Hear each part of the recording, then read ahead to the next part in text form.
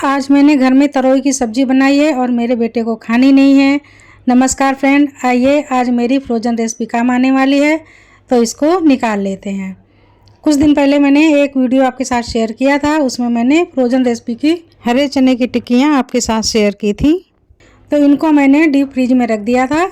आज इनका टाइम आ गया है, तो इन्हें साइड में रखते हैं और तब तक हम दूसरे काम कर लेते हैं। तो सबसे पहले हम लेते हैं धनिया, क्योंकि हमें अभी चटनी की भी तैयारी करनी है, तो धनिया को साफ़ कर लेते हैं।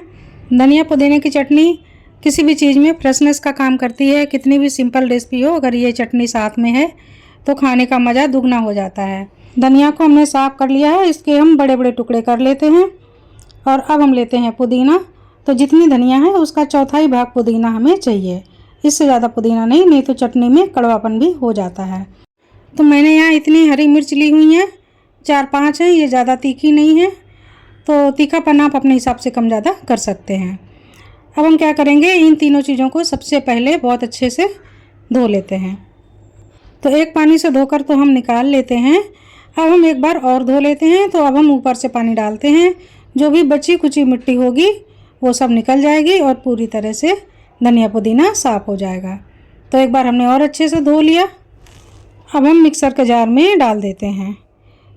अब हम डाल देते हैं आधा छोटा चम्मच जीरा। तो अब चटनी के अकॉर्डिंग हम नमक डाल देंगे।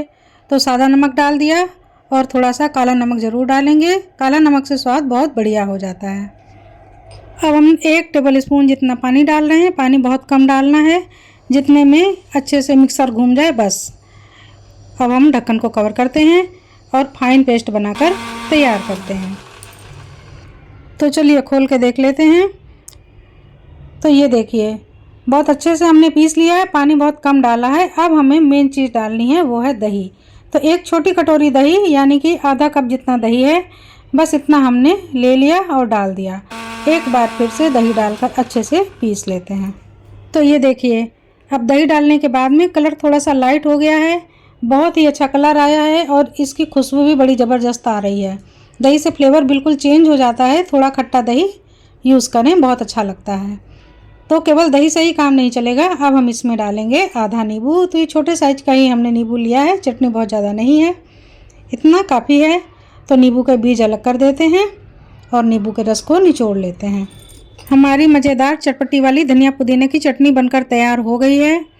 बहुत ही बढ़िया खुशबू आ रही है। अच्छे से नींबू के रस को मिला देते हैं और अब हम एक बार नमक को टेस्ट कर लेते हैं। तो इस जगह पर अगर आप नमक टेस्ट करेंगे तो आपको अंदाज़ा हो जाएगा कि नमक हमें और बढ़ाना है या नहीं बढ़ाना है। अगर कम लगे तो थोड़ा सा और बढ़ा दीजिए। तो चटनी खाने के लिए बिल्कुल रेडी है। इसको अब हम ढकते हैं, साइड में रखते हैं और आगे की तैयारी शुरू करते हैं। तो अब हम हरा मसाला तैयार कर लेते हैं। यहाँ पर हमने 3 हरी मिर्च ले ली है, थोड़ा सा अदरक का टुकड़ा ले लिया है करीब 1 इंच, और आधा चम्मच जीरा ले लिया है। कुटनी में डाल लेते हैं, कूट लेते हैं। अगर आप लहसुन पसंद करते हैं तो इसी समय लहसुन भी डाल दीजिए। मैं लहसुन पसंद करती हूँ, लेकिन मैं यहाँ पर पाउडर वाले लहसुन का यूज़ कर रही हूँ, क्योंकि पाउडर वाला लहसुन हमेशा हमारे पास रखा ही रह जाता है और मैं हरा लहसुन यूज़ कर लेती हूँ। तो आज मैं पाउडर वाले लहसुन को डालूँगी। तो ये 1 छोटा चम्मच गार्लिक पाउडर है, इसको मैंने निकाल लिया है। अब इसमें जितनी ज़रूरत होगी उतना डालेंगे, बाकी का छोड़ देंगे। तो एक बाउल में हम ले रहे हैं 1 कप जितना बेसन। मैं अंदाज से ले रही हूँ, 1 कप है और आप अपने हिसाब से ले सकते हैं, कम या ज़्यादा, जितनी आप रेसिपी बना रहे हैं उस हिसाब से आप बेसन ले लीजिए। अब हम डालते हैं आधा चम्मच हल्दी पाउडर, आधा चम्मच धनिया पाउडर, टेस्ट के अकॉर्डिंग नमक, आधा चम्मच गार्लिक पाउडर, और ये अदरक जीरा और मिर्च का जो पेस्ट बना कर रखा था आधा डाल देते हैं।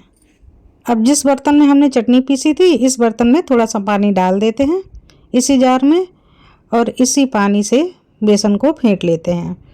तो पानी कम हो गया है, अब फिर से थोड़ा सा पानी और डाल देते हैं और स्मूथ बैटर बनाकर तैयार करते हैं। इस तरह से हमने बैटर बना लिया है। अब इसको अच्छे से फेंट लेंगे। 5-6 मिनट लगातार हमको बेसन को फेंटना है। तो ये देखिए, इस तरह की कंसिस्टेंसी बनाकर तैयार करनी है। बेसन रेडी हो गया है। तो अब थोड़ी देर के लिए हम सेट करने के लिए बेसन को रख देते हैं। यहाँ पर मैं 2 तरह की रेसिपी बना रही हूँ फ्रोजन मसाले से। तो मैंने 1 कप आटा ले लिया है, गेहूँ का आटा है। इसमें हम डालेंगे स्वाद के अनुसार नमक, तो बिल्कुल थोड़ा सा हमने नमक डाल दिया 1 कप के हिसाब से। अब हम डाल देते हैं अजवाइन। तो आधा छोटी चम्मच अजवाइन है, हाथों में डालकर थोड़ा सा इसको रगड़ लेंगे। इससे जो खुशबू होती है अजवाइन की, ये उभर कर ऊपर आती है और कचौड़ी में बहुत ही बढ़िया स्वाद देती है। हींग डाल देते हैं, हींग का फ्लेवर भी बहुत मज़ेदार होता है और पाचक भी होती है। और अब हम डालेंगे मोहन के लिए घी।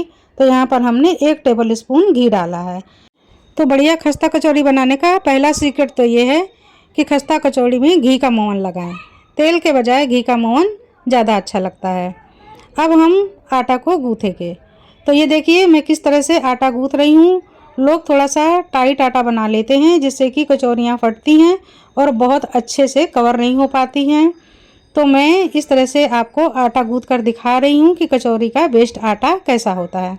तो आप देखिए कि मैंने थोड़ा सा नरम आटा गूँथा है। जो हम रेगुलर आटा गूँथते हैं रोटी बनाने के लिए, ये उससे थोड़ा सा नरम है।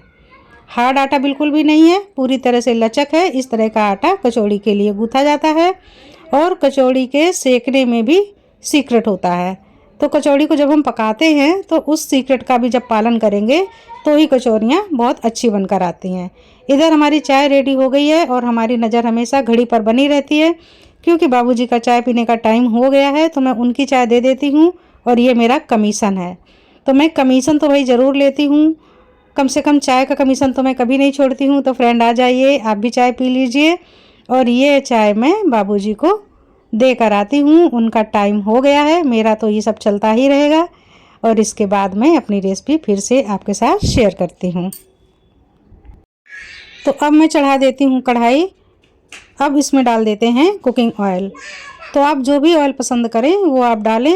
मुझे तो सबसे ज़्यादा राई का तेल पसंद है और नहीं तो मैं सफोला भी यूज़ करती हूँ। और इधर मेरी जो फ्रोज़न टिक्कियाँ हैं ये नॉर्मल हो गई हैं। तो अगर आप चाहते हैं इनको थोड़ा ज़्यादा करना तो आप इसमें थोड़े से उबले हुए आलू प्याज डाल सकते हैं और इनको मैश कर सकते हैं। अगर ज़रूरत है तो आप मैश कीजिए, ज़रूरत नहीं है तो इसी तरह से आप एक एक गोले को फिलिंग में भरिए। तो ये जो मैंने आटा लिया है ये मसाले से थोड़ा सा ज़्यादा आटा है, चारों तरफ से कवर करना पड़ेगा, तो उस हिसाब से हमें आटे की लोई तोड़नी है। तो ये देखिए मैं इस तरह से कवर करते जा रही हूँ और मैं ऊपर का पार्ट निकालती नहीं हूँ, बीच में इस तरह से दबा देती हूँ तो बिल्कुल भी क्रैक नहीं आता है और पूरी तरह से कचौरी कवर हो जाती है। तो इस तरह से मैं कचौरियाँ बनाती हूँ, हाथों से प्रेस कर लेती हूँ, तुरंत बेलन नहीं लगाती हूँ। और इधर हमने थोड़ा सा सूखा आटा भी लगा लिया है, आप चाहें तो लगाएं, लेकिन सूखा आटा लगाने से हाथों में बिल्कुल भी चिपकता नहीं है, काम फटाफट होता है। और इस तरह से प्रेस करते हुए हम कचौरियों को बढ़ा देंगे। तो बस इसी तरह से हमें कचौरियों को बना लेना है, बेलन नहीं लगाना है और सारी हम कचौरियाँ इसी तरह से भरकर तैयार कर लेते हैं। अगर आप आलू या किसी भी मसालेदार पराठे को बना रहे हैं फिलिंग भरने वाले, तो हमेशा ध्यान रखें कि जो आटा है वो बिल्कुल सॉफ्ट होना चाहिए। इसी तरह से अगर आलू के पराठे को भी कवर करेंगे तो वो बिल्कुल नहीं फटेंगे और एकदम से फूले फूले बनेंगे। तो ये देखिए फ्रेंड, इसी तरह से हम और भी कचौरियाँ बनाकर तैयार कर लेते हैं और अब आपको हम तलकर दिखाते हैं। तो तलने में सीक्रेट ये है कि बहुत ज़्यादा फ्लेम हाई नहीं होना चाहिए और एकदम से लो नहीं होना चाहिए, मीडियम फ्लेम पर हमें तलना है। और जैसे ही आपको लगे कि फ्लेम तेज़ होने लग गया है तो कुछ समय के लिए आप गैस बंद कर दीजिए या तो बिल्कुल स्लो कर दीजिए। तो इस तरह से हमने कचौरियाँ डाल दी हैं। अब तुरंत इनको नहीं छेड़ना है, जब नीचे का पार्ट थोड़ा सा हार्ड हो जाएगा और ये फूल कर ऊपर आने लगेंगे तब हमें धीरे से पलटना है। तो इस तरह से हमने कचौरियों को पलट दिया। अब इनको धीमे धीमे ही पकने देना है। तो जब भी आपको खस्ता कचौरियाँ बनानी हो आप बिल्कुल ऐसा मत सोचिए कि अगर हमने आटा ढीला रखा है तो कचौरियाँ खस्ता नहीं बनेंगी।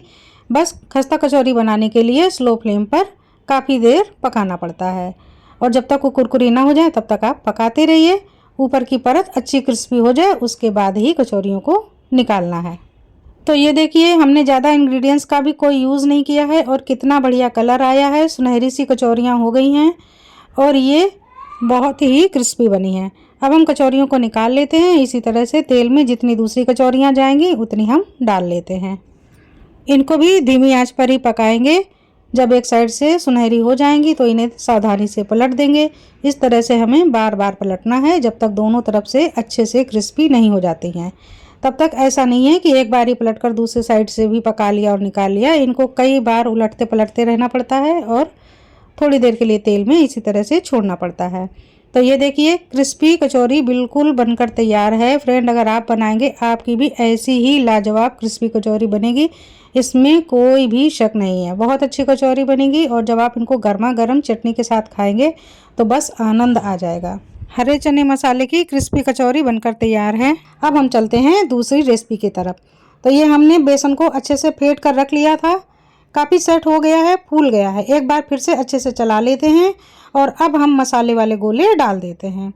तो जितने आप वड़े बनाना चाहें उस हिसाब से आप डाल दीजिए और बनाना शुरू कीजिए। अगर आपको लग रहा है कि बेसन थोड़ा पतला है तो उसी समय थोड़ा सा बेसन और डाल दीजिए, बढ़ा दीजिए और लपेट कर इसी तेल में इन्हें भी डीप फ्राई कर लीजिए। तो जल्दबाजी की ये रेसिपी बहुत ही काम की होती है। एक बार आप डीप फ्रीज में मसाला बना कर रख दें, 2 से 3 महीने तक ये मसाला फ्रेश बना रहता है। बस आपके घर में लाइट हमेशा बनी रहनी चाहिए, बीच बीच में लाइट ज़्यादा समय के लिए जानी नहीं चाहिए, यानी कि जो अंदर आइस जम जाती है वो ख़त्म नहीं होनी चाहिए। और अगर बीच में लाइट चली गई है काफ़ी समय तक के लिए तो फिर आप डीप फ्रीज वाले सामान को निकाल लीजिए और उसको यूज़ कर डालिए, फिर दोबारा से उसको फ्रीज़र में नहीं रखना है। तो इसी तरह से हमने कचौड़ियाँ बना ली और ये देखिए वड़े भी फटाफट मैंने तल लिए हैं। तो 2 रेसिपी आपको मैंने बनाकर दिखा दी हैं। इस मसाले से आप सैंडविच बना सकते हैं, कटलेट्स बना सकते हैं, पराठे बना सकते हैं। आपको जो भी रेसिपी पसंद हो या आपसे फटाफट बन जाए बस वो आप बना लीजिए। कम समय की ये रेसिपी है, बहुत ही काम की रेसिपी है। तो ये देखिए मैं आपको दिखा रही हूँ, तोड़कर भी दिखा लेती हूँ कि ये सिर्फ आटे से मैंने बनाई है और कितनी क्रिस्पी बनी है। तो मीठी चटनी मेरे पास पहले से थी और ये मैंने हरी चटनी आपके सामने बनाई है। तो चलिए एक कचौड़ी में तोड़कर आपको दिखा देती हूँ। ये देखिए क्या लाजवाब जानदार कचौड़ी बनी है, बहुत ही टेस्टी। और इनको आप चटनी के साथ खाइए तो बस आनंद आ जाएगा। और अगर आप सूखा चाय के साथ भी खा रहे हैं तो भी ये बहुत मज़ेदार हैं। इनको 3 से 4 दिन तक कचौड़ियों को खाया जा सकता है, ये बिल्कुल भी ख़राब नहीं होंगी क्योंकि हमने मसाला भी बहुत अच्छे से भूना था। और फ्रोज़न रेसिपी के लिंक को भी मैंने वीडियो में शेयर कर दिया है, आप फ्रोज़न रेसिपी को देख सकते हैं कि मैंने मसाला कैसे बनाया था। और अगर आप वड़ा पाव खाना चाहते हैं तो इस तरह से आप दोनों चटनियाँ लगा लीजिए और वड़े में उसके बाद खाइए। मैं पाव में अभी चटनी नहीं लगा रही हूँ, जब मुझे लगाना होगा तब मैं लगा लूँगी। मेरा बेटा अभी बाहर गया है, उसने बोला है मम्मी आप अपनी रेसिपी बनाकर रखो, मुझे बस फटाफट खाना है, फिर वो वेट नहीं करेगा और मेरी रेसिपी को उठा ले जाएगा। तो फ्रेंड फ्रोजन चने मसाले की ये रेसिपी आपको कैसी लगी? अगर पसंद आई हो तो लाइक कमेंट और शेयर ज़रूर कीजिए। मिलती हूँ अगले रेसिपी में, तब तक के लिए नमस्कार।